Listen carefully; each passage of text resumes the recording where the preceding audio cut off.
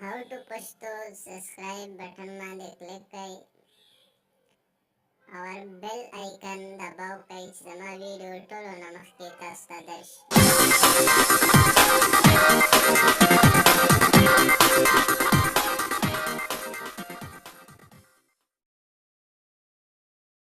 السلام علیکم دوستانو، څنګه کولی شئ چې ټیلیګرام کې اکاونټ ځان له جوړ کړئ ايډي.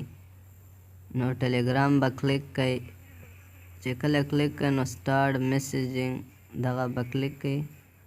نو دلته به اول خپله اولني دا کې به خپله ملک کلیک کړئ، کوم ملک کې هغه به کلیک کړئ.